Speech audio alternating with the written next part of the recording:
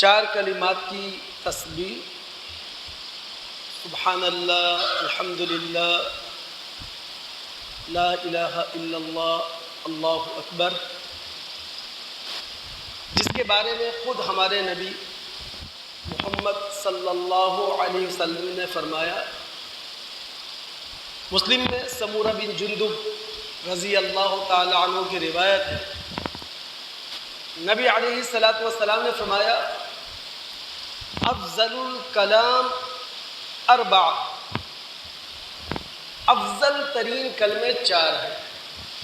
دوسری روایت میں الفاظ ہے، احب الکلام الی اللہ 4، اللہ رب العالمین کو محبوب ترین کلمے وہ 4 ہیں، سبحان اللہ، الحمدللہ، لا الہ الا اللہ، اللہ اکبر۔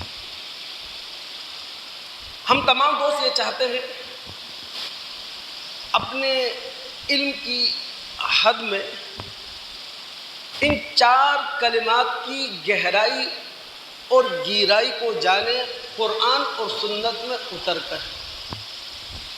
آج جمعے کی اس نشست میں کلمہ سبحان اللہ سے متعلق ہم اپنے خالق سے سیکھیں گے، ہم اپنے مالک سے سیکھیں گے۔ یاد رکھیں جو گفتگو ہے نا، وہ کوئی ہلکی پھلکی گفتگو نہیں ہے، یہ تھوڑی سی گہری گفتگو ہے۔ یعنی وہ کلمہ جو زبان سے ہم نکال لیتے ہیں، سبحان اللہ، آپ نماز پڑھتے ہیں، دوران نماز 10 مرتبہ اپنی زبان سے لفظ سبحان اللہ نکالتے ہیں۔ آپ نماز ختم کرنے کے بعد 33 مرتبہ سبحان اللہ کی تسبیح پڑھتے ہیں آپ، تو کم سے کم ہمیں اندازہ تو ہونا چاہیے نا، یہ کلمہ اپنے معنی میں کتنا گہرا ہے، اپنے مفہوم میں کتنا وسیع ہے، اور اس کی گہرائی اور وسعت کو خدا سے جانیں گے تو پھر ذہنی تھکاوٹ آڑے نہیں آنا چاہیے، پھر جسمانی تھکاوٹ آڑے نہیں آنا چاہیے۔ بڑی عقیدت کے ساتھ، بڑی محبت کے ساتھ، بڑے ادب کے ساتھ ہم تمام دوست قرآن میں چلتے ہیں، اپنے نبی علیہ السلام کی حدیثوں میں چلتے ہیں، اور کلمہ سبحان اللہ کو سمجھتے ہیں۔ دوستو، اس سبحان اللہ کا جو کلمہ ہے نا، یہ کلمہ تنزیہ ہے، یعنی اللہ رب العالمین شرک اور شرک کے ہر شائبے سے پاک ہے۔ اللہ رب العالمین ہر کمی سے، ہر نقص سے، ہر چھوٹے بڑے عیب سے پاک ہے۔ وہ عرفہ ذات ہے، وہ بلند ہستی ہے، وہ بالا تر ہستی ہے۔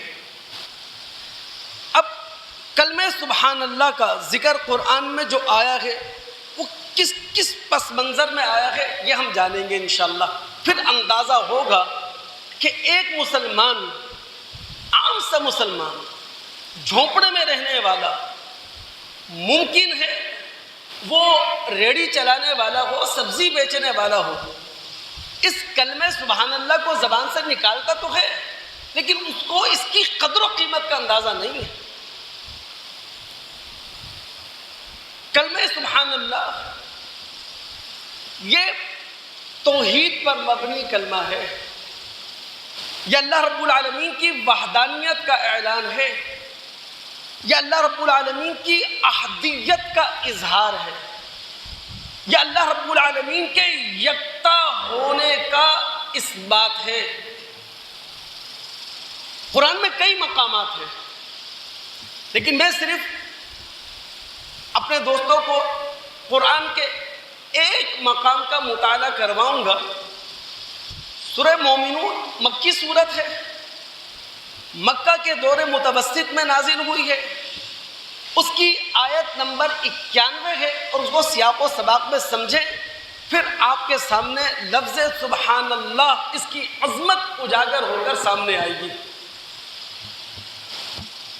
نبی علیہ السلام کے ذریعے سرداران مکہ کے سامنے اللہ رب العالمین نے یہ سوالات رکھے.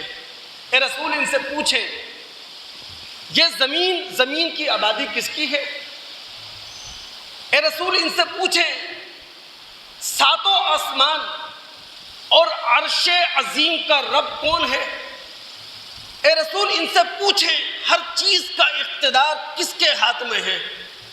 وہ کون ہے جو پناہ دے سکے اس کے مقابلے میں کوئی پناہ نہ دے سکے؟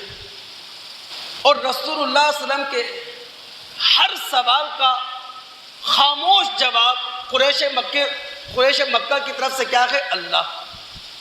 اس پس منظر میں اللہ رب العالمین فرماتے ہیں مَتَّخَذَ اللَّهُ مِن وَلَدٍ وَمَا كَانَ مَعَهُ مِنْ إِلَٰهٍ.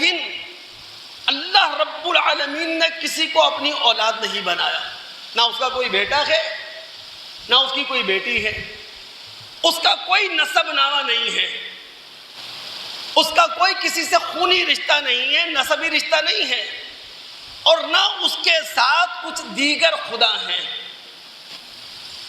یہ مشرکانہ واہمہ ہے. آسمان کا خدا الگ ہے، زمین کا خدا الگ ہے.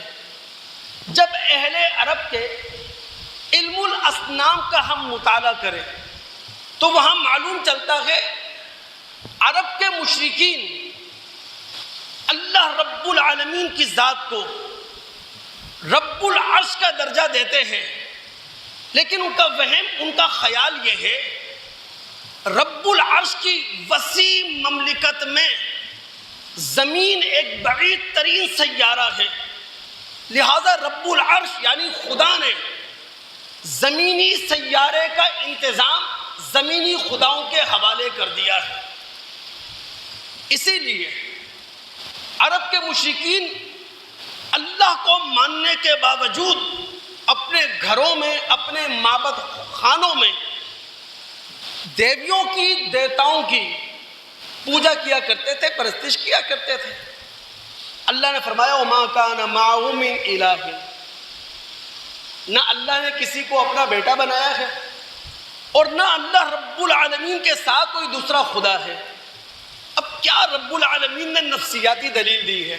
اللہ نے کہا اِذَنْ لَذَهَبَ كُلُّ إِلَٰهٍ بِمَا خَلَقَ. اگر ایسا ہوتا اس کائنات کے مختلف حصوں کے مختلف خدا ہوتے تو ہر خدا اپنی خلقت لے کر جدا ہو جاتا. آسمان کے خدا کو کیا ضرورت تھی جب زمین خشک ہو جاتی، بے آب و گیا ہو جاتی، وہ اس کو بہار بنانے کی تگ و دو کرتا. اللہ کے بندو، اللہ رب العالمین نے قرآن میں جب اپنے وجود اور اپنے تنہا وجود کو بتایا ہے تو بہت سارے اللہ تعالیٰ نے دلائل دیے ہیں. ایک دلیل توافق ہے. کل کائنات کے مختلف اجزاء باہم مربوط ہیں، کل کائنات کے مختلف اجزاء میں توافق ہے، کل کائنات کے مختلف اجزاء میں ہم آہنگی ہے، کل کائنات کے مختلف حصوں کے اندر ایک ہی قانون کام کر رہا ہے، ایک ہی ہماگیر اصول کام کر رہا ہے. اللہ رب العالمین نے باقاعدہ قرآن میں دلیل توافق کو دلیل بنا کر اپنے وجود، اپنے تنہا وجود کو بیان کیا ہے. میں ایک چھوٹی سی مثال دیا کرتا ہوں. اللہ کے بندو، یہ گندم کا پودا اپنے کمال کو نہیں پہنچ سکتا تھا اگر کائنات کا پورا نظم مل کر اس کی پرورش نہ کرتا، اس کی نگہداشت نہ کرتا. اس گیہوں کے پودے کو زمین نے اپنے گہوارے میں جگہ دی، آسمان کی بارش نے اس کو رطوبت دی، آسمان کے سورج نے اس کو گرمی دی، فضا کی ٹھنڈک نے، شبنم نے اس کو ٹھنڈک دی، اور پھر فضا کی ہواؤں نے اس کو لوریاں سنائی، پھر کہیں جا کر یہ گندم کا دانہ کھیتوں کھلیان سے پہنچا ہے کھیتوں گندم کے انبار تک۔ پوری کائنات کے نظم نے مل کر گندم آپ کے دسترخوان تک پہنچائی ہے۔ تو اللہ رب العالمین فرماتے ہیں کہ کائنات کے کئی خدا ہوتے، اذا لذهب كل اله بما خلق ولعلى بعضهم على بعض، اور نہ صرف یہ ہوتا، ہر خدا اپنی خلقت کو لے کر جدا ہو جاتا، بلکہ ہر خدا اپنی خلقت کی فوج کے ساتھ دوسرے خدا پر چڑھائی کر دیتا۔ آپ ہندوؤں اور یونانیوں کی میتھالوجی کو جب اسٹڈی کریں گے تو وہاں ان کے خداؤں کی خون ریز جنگوں کی کہانیاں پڑھنے کو ملیں گی آپ کو۔ وَلَعَلَى بَعْضُهُمْ عَلَى بَعْضٍ۔ اچھا، اللہ رب العالمین نے جب اپنی وحدانیت کو دلیل توافق سے اور نفسیاتی دلیل سے ثابت کر دیا، اب اللہ نے کیا کہا؟ سبحان اللہ عما یصفون۔ سبحان اللہ، اللہ کی ذات، اللہ کی صفات، اللہ کے حقوق، اللہ کے اختیارات شرک اور شرک کے ہر شائبے سے پاک ہے۔ سبحان اللہ، یہ کلمہ مذاق ہے تو زبان سے ہم نے نکال دیا۔ تو ایک نمازی، ایک مسلمان، ایک کلمہ گو اپنے نظریات کا، اپنے سوچ و خیال کا جائزہ لے، وہ سبحان اللہ کے مطابق ہے یا نہیں۔ ابھی ایک کلپ دیکھنے کو ملا، دعوت اسلامی کے ایک معروف عالم ہیں، وہ کربلا میں روزہ حسین رضی اللہ تعالیٰ عنہ پر پہنچے ہیں، اور وہ اپنا کلپ ریکارڈ کرواتے ہوئے یہ کہہ رہے ہیں کہ ہم روزہ حسین پر اس لیے آئے ہیں کہ نواز رسول سے یہ درخواست کر سکیں کہ وہ براہ راست خدا کی بارگاہ میں ہمارے نام کے ساتھ ہماری شفاعت کریں۔ اب سبحان اللہ کا کلمہ نکالا ہے، پوری نماز میں 10 مرتبہ یہ کلمہ ادا کیا ہے، نماز کے بعد 33 مرتبہ اس کا وظیفہ پڑھا ہے، اس کے بعد یہ ہے وہ بات جس کی طرف میں اپنے دوستوں کی توجہ دلانا چاہتا ہوں۔ اب اگر دل و دماغ حاضر ہے نا، اور میں نے جو سورہ مومنون کی آیت نمبر 91 کا آپ کو مطالعہ کروایا ہے اس کو سامنے رکھیں تو وہ حدیث سمجھ میں آئے گی آپ کو۔ بخاری مسلم کی معروف روایت ہے نا، سیدنا ابو ہریرہ رضی اللہ تعالیٰ عنہ فرماتے ہیں کہ نبی علیہ الصلوۃ والسلام نے فرمایا، کلمتان خفیفتان علی اللسان ثقیلتان فی المیزان حبیبتان الی الرحمن۔ 2 کلمے ہیں جو زبان پر بہت ہلکے ہیں، آسانی سے ادا ہو جاتے ہیں، لیکن رب العالمین کی میزان میں، حق اور عدل کی میزان میں بہت بھاری ہیں، اور رب العالمین کو، رحمان تبارک و تعالیٰ کو وہ کلمے محبوب بھی ہیں۔ وہ کون سے کلمے ہیں؟ سبحان اللہ و بحمدہ سبحان اللہ العظیم۔ دوستو، اگر آپ کی توجہ مجھے حاصل ہے تو میں ایک تھوڑی سی گہری بات کہنے لگا ہوں۔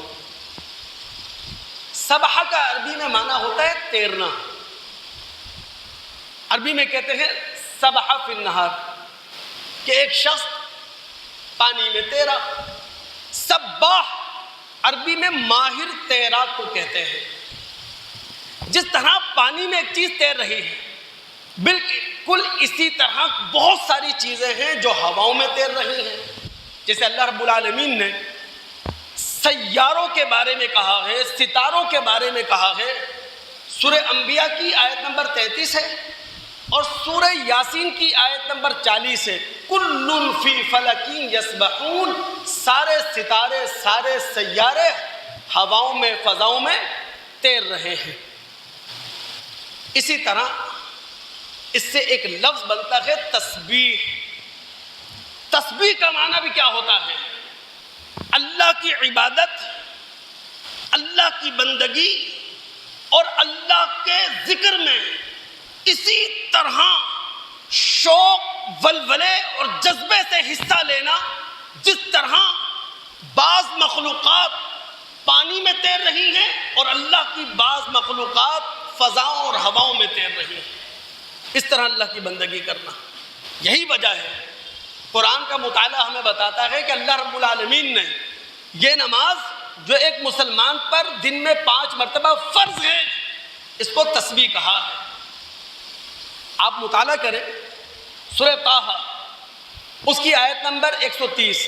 یاد رکھیے گا سورہ طٰہٰ بھی مکی صورت ہے، مکہ کے دور متوسط میں نازل ہوئی ہے۔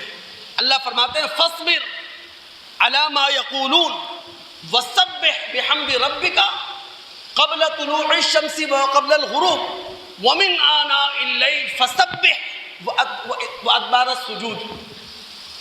اے محمد صلی اللہ علیہ وسلم جو کچھ یہ کہہ رہے ہیں اس پر صبر کیجئے، اور جب مشکل حالات ہیں، جب ٹف ٹائم دے رہے ہیں قریش مکہ، اس موقع پر اللہ رب العالمین کی تسبیح کریں۔ سورج طلوع ہونے سے پہلے، سورج غروب ہونے سے پہلے، دن کے کناروں میں، رات کے پہروں میں، اور اگر سورہ روم کی آیت نمبر 17 کا مطالعہ کریں تو رب العالمین فرماتے ہیں فَسُبْحَانَ اللَّهِ حِينَ تُمْسُونَ وَحِينَ تُصْبِحُونَ۔ اللہ رب العالمین کی تسبیح کرو، اللہ رب العالمین کے لیے نماز پڑھو، جب صبح کا وقت ہو، جب شام کا وقت ہو۔ تو دوستو یہ جو کلمہ سبحان اللہ ہے نا، یہ کوئی معمولی کلمہ نہیں ہے بس جو زبان سے نکل گیا، زبان سے آپ نے ادا کر دیا۔ اگر دوستوں کے دماغ حاضر ہیں، ہم اپنے خالق اور اپنے مالک سے قرآن میں اتر کر کلمہ سبحان اللہ کی گہرائی کو جاننے کی کوشش کر رہے ہیں۔ میں نے آپ سے کہا یہ کلمہ توحید ہے، جس طرح سبحان اللہ کلمہ توحید ہے، بالکل اسی طرح سبحان اللہ کا کلمہ اس بات کا اعلان ہے، اس بات کا اظہار ہے، جو شخص نبی اور رسول ہوتا ہے وہ بشر ہوتا ہے، وہ انسان ہوتا ہے، نہ کہ وہ خدا ہو، نہ کہ وہ خدائی کا دعوے دار ہو، نہ کہ وہ قادر مطلق ہونے کا دعویٰ کرے، نہ کہ وہ مشکل کشا ہونے کا دعویٰ کرے۔ تو جب سبحان اللہ کا کلمہ ایک مسلمان کی زبان سے نکلتا ہے تو وہ محمد الرسول اللہ کو رسول مانتے ہوئے رسول اللہ کی بشریت اور رسول اللہ کے انسان ہونے کا اعتراف کرتا ہے۔ اب قرآن میں اتریں گے ہم اور اس بات کو سمجھیں گے۔ سورہ بنی اسرائیل ہے، اس کا رکوع نمبر 10 ہے۔ دوستو سورہ بنی اسرائیل یہ مکی صورت ہے، مکہ کے دور آخر میں نازل ہونے والی صورتوں میں سے ہے۔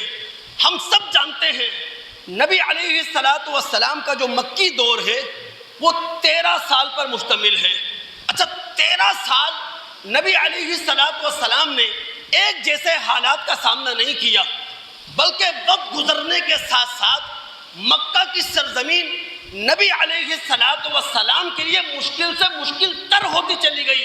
اسی لیے میں توجہ دلاتا ہوں کہ مکہ کا وہ کون سا دور تھا، مکہ میں وہ کون سے حالات تھے جن کا سامنا رسول اللہ کو تھا، اور قرآن اس زمانے میں ان حالات کی تصویر کھینچنے کے لیے نازل ہوا تھا۔ اب اگر آپ کے دماغ حاضر، مکہ کے دور آخر ہے، نبی علیہ السلام اپنے ہی لوگوں کے سامنے، اپنی ہی قوم کے سامنے، اپنے ہی رشتہ داروں کے سامنے اپنی نبوت اور رسالت کا پیغام رکھ رہے ہیں۔ ان کا کہنا کیا ہے کہ جناب ہم آپ کو رسول نہیں مان سکتے جب تک کہ آپ زمین سے چشمہ جاری نہ کر دیں، ہم آپ کو رسول نہیں مان سکتے الا یہ کہ آپ کے کھجور اور انگور کے باغات ہوں، ان باغات کے اندر آپ نہر رواں کر دیں۔ ہم آپ کے دعوے رسالت کو نہیں مانتے جب تک کہ آپ آسمان کو ٹکڑے ٹکڑے کر کے ہم پر گرا نہ دیں، ہم تب بھی آپ کو رسول نہیں مانتے جب تک آپ خدا کو، خدا کے فرشتوں کو ہمارے روح در روح پیش کر دیں، ہم آپ کو اس وقت تک رسول نہیں مانیں گے جب تک کہ آپ کا سونے کا گھر نہ ہو جسے ہم اپنی آنکھوں سے دیکھیں. ہم اس وقت تک آپ کو رسول نہیں مانیں گے جب تک آپ آسمان پہ نہ چڑھ جائیں. اور صرف آسمان پہ چڑھیں نہیں, آسمان پہ چڑھیں, خدا سے ملیں اور خدا کے ہاتھوں سے ہمارے ناموں ایک تحریر لکھوا کے لائیں کہ آپ خدا کے رسول ہیں. اتنے بڑے بڑے دعوے انہوں نے رسول اللہ کے حوالے سے کیے. اللہ کے رسول سے قرآن نے ایک جملے میں بات سمٹوا دی. اور کیا کہا؟ قل سبحان ربی ہل کنت الا بشر رسولا. اے رسول ان سے کہو اللہ کی ذات شرک سے پاک ہے, شرک کے ہر شائبے سے اللہ کی ذات ارفاق بلند ہے. ہل کنت الا بشر رسولا, میں انسان اور خدا کا پیغمبر ہونے کے علاوہ بھی کچھ ہوں. میں نے کب دعویٰ کیا خدائی کا؟ میں نے کب دعویٰ کیا قادر مطلق ہونے کا؟ میں نے کب دعویٰ کیا مشکل کشا ہونے کا, غریب نواز ہونے کا, دستگیر ہونے کا, لوگوں کو نواز دینے کا, علم غیب رکھنے کا دعویٰ میں نے کب کیا ہے؟ ہل کنت قل سبحان ربی. جب ہم سبحان اللہ کہتے ہیں تو جہاں اللہ رب العالمین کی وحدانیت کا اعتراف کرتے ہیں وہاں اپنے نبی محمد الرسول اللہ صلی اللہ علیہ وسلم کی نبوت اور رسالت کا اس طور پر اقرار کرتے ہیں کہ آپ ہم جیسے ہیں, آپ انسان ہیں, آپ بشر ہیں. ہل کنت الا بشر رسولہ. دوستو, مشکات کے اندر ایک باب ہے, باب الرکوع. اس باب میں آپ اترے, وہاں صحابہ کرام نبی علیہ الصلوۃ والسلام کی رکوع اور سجدے کی تسبیح آپ کو بتائیں گے. ترمذی, ابو داؤد, سنن دارمی کی ایک روایت ہے. حذیفہ رضی اللہ تعالیٰ عنہ اس کے راوی ہیں. وہ کہتے ہیں نبی علیہ السلام رکوع میں ہیں. کون؟ پیغمبر آخر محمد الرسول اللہ. آپ رکوع میں ہیں اور رکوع میں کیا تسبیح ہے آپ کی؟ سبحان ربی العظیم. آپ سجدے میں ہیں اور آپ کی تسبیح کیا ہے؟ سبحان ربی الاعلی. اللہ پاک ہے جو میرا رب عظیم تر ہے. اللہ شرک سے, شرک کے ہر شائبے سے پاک ہے جو میرا برتر رب ہے. اسی باب کے اندر نسائی کے حوالے سے ایک روایت ہے. عوف بن مالک رضی اللہ تعالیٰ عنہ راوی ہے. وہ کہتے ہیں اللہ کے رسول رکوع میں ہیں اور رکوع میں اللہ کے رسول صلی اللہ علیہ وسلم کی تسبیح کیا ہے؟ سبحان ذی الجبروت والملکوت والکبریاء والعظمہ.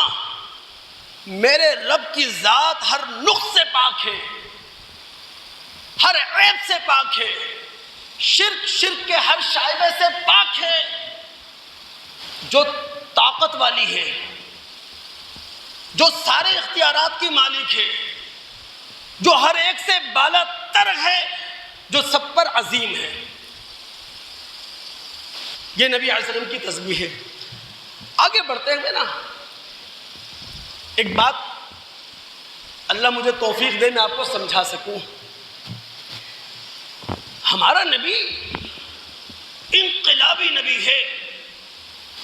ہمارے نبی صلی اللہ علیہ وسلم نے 23 سال کے اندر عظیم تر انقلاب برپا کیا. ہمارے نبی صلی اللہ علیہ وسلم نے اپنی ختم نبوت کی ایک عظیم تر نشانی قرآن کی شکل میں ہمارے درمیان چھوڑ دی ہے. وہ نبی نہیں ہے جو تاریخ کے صفحات سے مٹ چکا ہو. وہ نبی ہے جسے جدید تاریخ بھی صفحے اول میں رکھتی ہے. لیکن ہوا ہم سے کیا غلطی ہے؟ ہم 15ویں صدی ہجری کے مسلمان ہیں. یعنی ہم مسلمانوں نے 15ویں صدی ہجری میں کلمہ پڑھا ہے لا الہ الا اللہ محمد رسول اللہ. اس 15ویں صدی ہجری میں ہمارے نبی صلی اللہ علیہ وسلم کے گرد گرد تاریخ کا کوہ ہمالیہ بھی ہے اور آپ صلی اللہ علیہ وسلم کی شخصیت کے اطراف میں تاریخ کا سمندر بھی ہے. تو ہم نے رسول کو اس وقت مانا جب آپ کے گرد گرد تاریخ کا کوہ ہمالیہ اور تاریخ کا سمندر موجود ہے.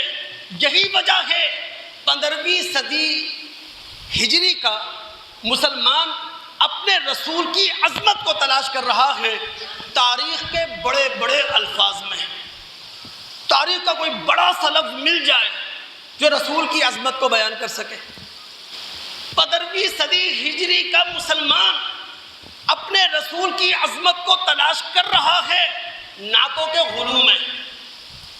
15ویں صدی ہجری کا مسلمان اپنے رسول کی عظمت کو تلاش کر رہا ہے قوالیوں کی یا وگوئی میں. زیادہ معجزات رسول میں تلاش کر رہا ہے. لیکن پہلی صدی ہجری میں آ جائیں جہاں اللہ کے رسول بنفس نفیس حیات ہے. جو لوگ آپ پر ایمان لا رہے ہیں وہ صحابہ کہلاتے ہیں. یاد رکھیے یہ وہ زمانہ ہے جب آپ کے رسول کے گردا گرد نہ تاریخ کا کوہ ہمالیہ ہے نہ آپ کے گردا گرد تاریخ کا سمندر ہے. وہ صحابہ رسول پر ایمان لا رہے ہیں آپ کی تعلیم میں آپ کی عظمت تلاش کرتے ہیں. قرآن کے اندر آپ کی عظمت تلاش کر کے آپ کے اخلاق آپ کے کردار سے متاثر ہو کر آج اگر 15ویں صدی ہجری کے مسلمان ایک مرتبہ پھر اپنے انقلابی نبی آخری نبی محمد الرسول اللہ صلی اللہ علیہ وسلم کی تعلیمات کے بلبوتے پر دنیا کی قوموں میں منور اور روشناس ہونا چاہتے ہیں تو خدا را رسول اللہ کی عظمت کو رسول اللہ کی تعلیم میں تلاش کرو, قرآن میں تلاش کرو, آپ کے کردار میں تلاش کرو, اخلاق میں تلاش کرو. ورنہ پوری رات نعتیں سنائی جائیں گی, قوالیاں سنائی جائیں گی, ایک عالم دین موٹے موٹے الفاظ ڈکشنری کے رسول اللہ کے لیے استعمال کرے گا, آپ مروب ہو جائیں گے. رسول اللہ کی عظمت اس میں نہیں ہے. قرآن زندہ کتاب ہے. عائشہ صدیقہ رضی اللہ تعالیٰ عنہ سے پوچھا گیا, اے عائشہ یہ بتائیے رسول اللہ کا اخلاق کیا ہے؟ انہوں نے کیا کہا تھا؟ خلقہ القرآن. رسول اللہ کا اخلاق پوچھتے ہو, الحمد سے لے کے والناس تک یہ پورا قرآن رسول اللہ کا اخلاق ہے, رسول اللہ کا کردار ہے. اب اگر میں یہ بات اپنے دوستوں کے ذہنوں میں اتارنے میں کامیاب ہوا ہوں, ایک بات اور کہتا چلوں نا, اللہ تعالیٰ سمجھ بھی دے عمل بھی دے. پاکستان اس وقت صرف سیاسی بحران, معاشی بحران یا معاشرتی بحران کا شکار نہیں ہے. پاکستان معذرت کے ساتھ اس وقت اخلاقی بحران کا شکار ہے. بلکہ اگر یہ سچائی حلق سے تیر کر لیں, حلق سے نیچے اتر جائیں, اللہ کی قسم پاکستانی قوم اخلاقی اعتبار سے انتہائی نچلے درجے پر ہے.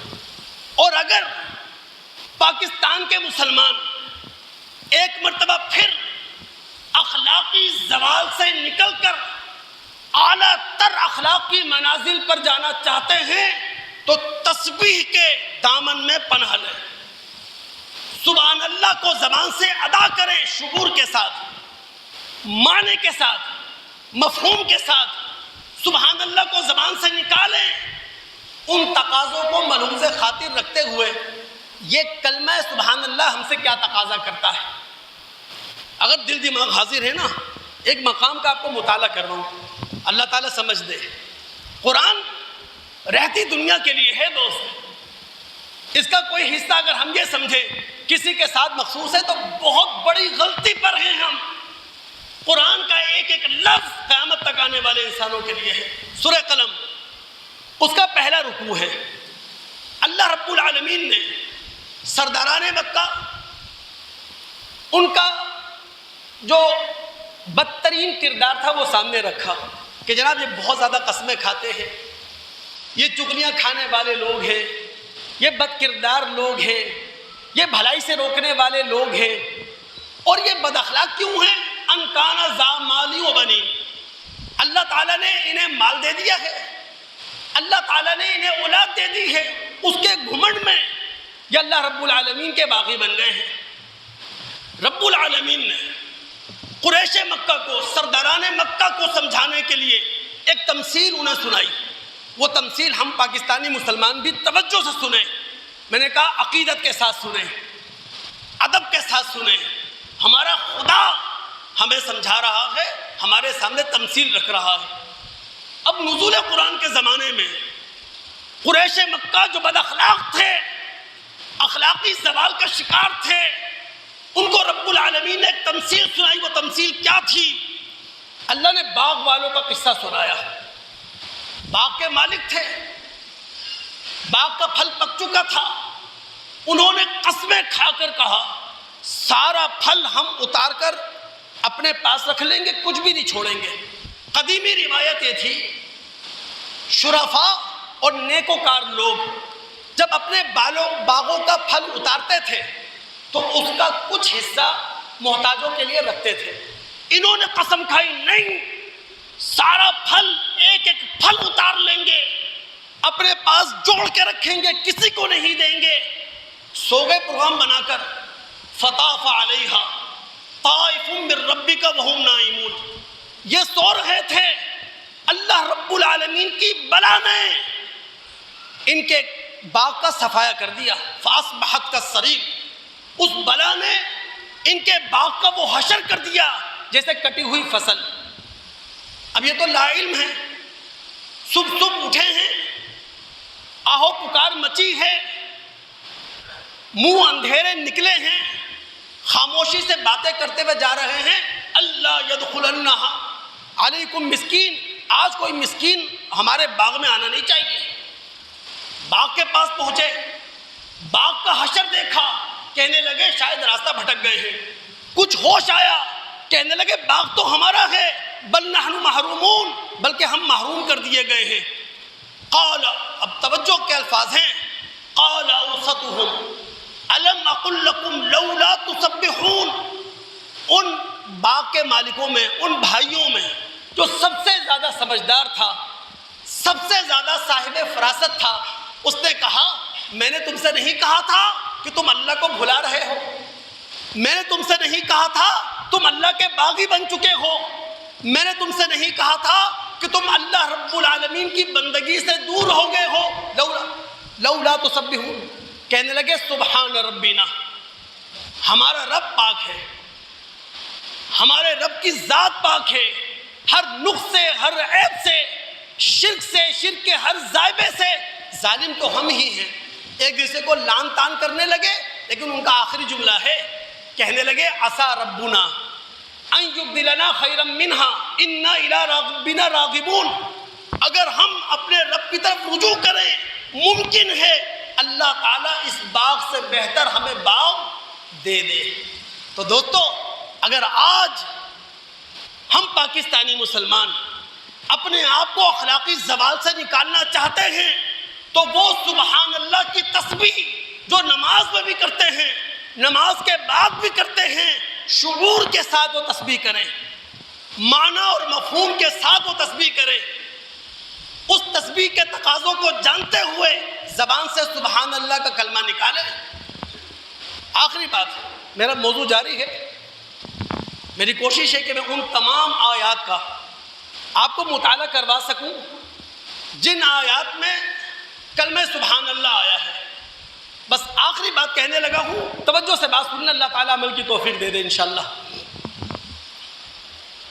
یہ جو کلمہ سبحان اللہ ہم نکالتے ہیں نا زبان سے، جہاں یہ توحید کا کلمہ ہے، جہاں یہ نبوت بشریہ کا کلمہ ہے، بالکل اسی طرح سبحان اللہ کا کلمہ اس بات کا اعتراف ہے یہ کائنات ختم ہوگی، آسمان و زمین مٹ جائیں گے، پھر نئے قوانین کے تحت آسمان و زمین بنیں گے. ہم انسان جو مر جائیں گے، سورہ اسرافیل پھونکا جائے گا، قبروں سے زندہ ہو کر اٹھیں گے، میدان حشر کی طرف رواں دواں ہوں گے، اور روز جزا و سزا ہوگا. اللہ رب العالمین کامیابی ناکامی کا فیصلہ کرے گا. یہ سبحان اللہ کے اندر معنی مفہوم موجود ہے. میں ایک مقام کا آپ کو مطالعہ کرواؤں. سورہ یاسین ہے، اس کی آخری 3 آیات ہیں دوست. پس منظر میں کہنے والے کہہ رہے ہیں جناب جب ہم مر کر مٹی ہو چکے ہوں گے کون ہمیں دوبارہ جلا اٹھائے گا؟ اللہ ہمارے سامنے سوال رکھ رہا ہے، اولیس الذی خلق السماوات والارض بقادر علی ان یخلق مثلہم بلا وہو الخلاق العلیم۔ وہ اللہ جس نے آسمانوں کو بنایا، جس نے زمینوں کو بنایا، کیا وہ اس بات پر قادر نہیں ہے؟ کیا وہ اس بات کی قدرت نہیں رکھتا مرے ہوئے انسانوں کو دوبارہ جلا اٹھائے؟ وہ تو ماہر خلاق ہے، وہ تو بہترین تخلیق کار ہے۔ اور پھر اللہ نے کیا کہا؟ انما امرہ اذا اراد شیئا ان یقول له کن فیکون۔